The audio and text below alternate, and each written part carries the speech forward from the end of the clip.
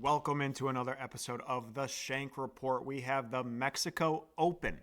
Not a good tournament, not a good field, so let's breeze through this because it kind of sucks. The Shank Report's your secret key to smashing odds like pros on As always, I have my Splash Tiers contest out there. You pick 5 golfers total, 1 from each tier. We're going to go over those tiers, make it really easy for you guys. If you want to join, that link is in the bio. It's $10 to enter, pays out the top 5 entries. I have been entering every single one since the start of the new year, have yet to place, but I'm feeling good. I'm feeling good about today, feeling good about the weekend. So let's get right into the course. Obviously in Mexico. Doesn't take a brain surgeon to figure that one out. Course is Vedante Vallarta, or also called Vedante World. It's a Greg Norman course. It's a resort style course. There is a lot of water. I believe 14 out of the 18 holes have water hazard. From the research that I've done, which at this point, if you're watching this, thank you. But the approach shot's the most important for this golf course. If you want to have success, you got to have a good approach shot. Obviously, every shot's important in golf. But statistically, success is most correlated to approach shot on Vedante World.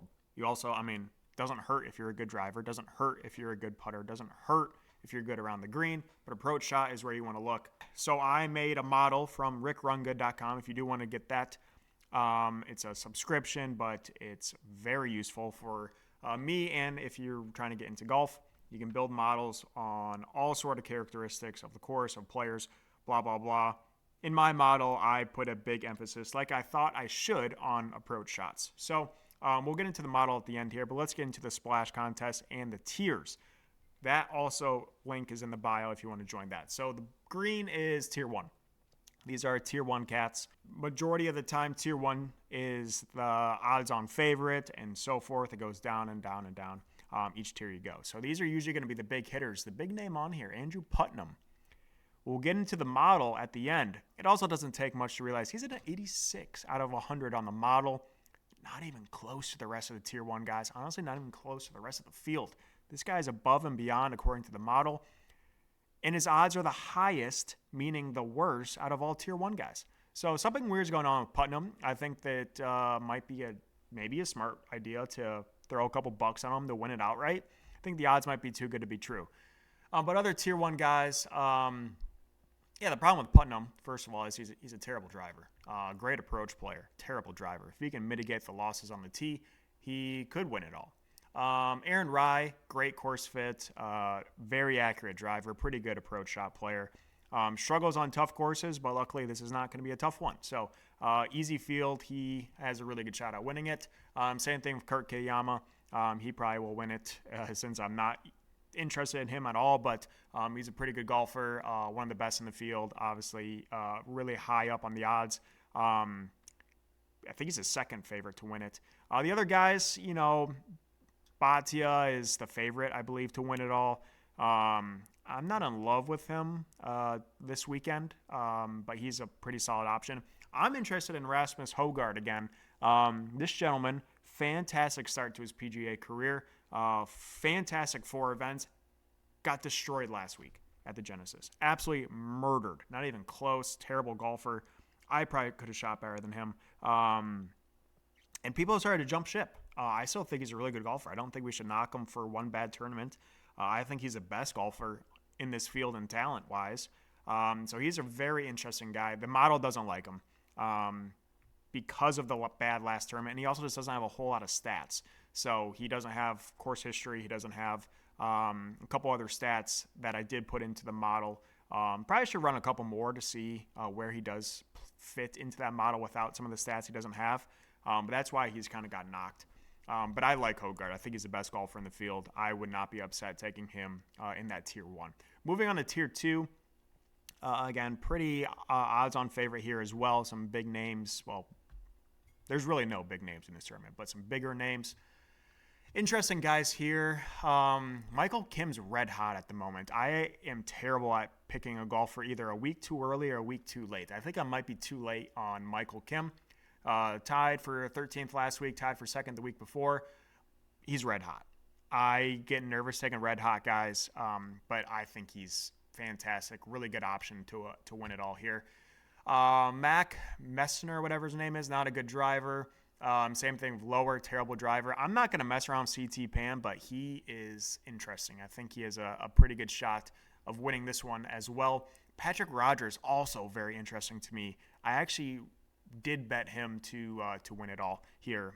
Again, a couple of sprinkles on outrights, but he's playing very well currently. Just sucks at approach, which worries me because this is a big approach shot course. But if he can figure that out, I think he's going to do very good. I think he's going to go very low. He's been finishing great, even with his approach shot sucking. So he's an interesting cat there. A couple other guys. Again, I'm not going to talk about everyone. That'll take forever, but nothing really is jumping out the page to me besides the couple that I mentioned there. Tier 3, we have Kevin Yu here. Probably the worst putter on tour, but by far the best odds in Tier 3. So if you're looking at based on just value, I don't know if that's a way to look at the splash contest. I've never won one. So maybe you just take the favorite of every group and you got a good shot of winning. But he's by far the favorite in this Tier 3 at plus 3,500, but he can't putt. I don't trust a guy that can't putt. And he's not going to get hot. He's been on tour for years. He's never gotten hot from the putter. So that's just his bad game. He has to literally pin it like 5 feet from the hole to have a chance. Just too many. I just don't like betting on a bad putter. Svensson's terrible. I don't know why he's up here. He's a good approach shot player, I guess, but everything else sucks. Hoffman's also a terrible putter. Silverman's interesting to me. I did have him in my splash contest. I took him out, but I did have him in there for a moment. He came in 13th last year at this course and lost 5 shots on approach. Again, big approach shot course, and he still finished tied for 13th, losing 5 strokes on approach. If he could lose 2 shots on approach this week, I mean, that's a recipe for success. But I ultimately stayed away. I think there's too many variables there. Perez isn't consistent enough. I just don't think Bridgman's great at golf. Ryan Gerard. I'm going to be completely honest with you guys. I took him for my Tier 3. Ryan Gerard. I got a gut play. Gut feeling. Don't recommend betting gut plays, but maybe that's the key here. I got a gut feeling on Gerard. I know if I don't use him, he's going to have a phenomenal week. If I use him like I did, it's probably going to be a disaster. So Silverman's probably the play, or if you want just an odds-on favorite and take Kevin Yu, go ahead. But I do like Ryan Gerard. The guy, I don't know. I don't know what he's got. He's got that moxie about him. I like him this week. What are we on? Tier 4? Yeah, this is another interesting one. Nicholas Norgard. Model hates him. Again, odds on favor in this tier.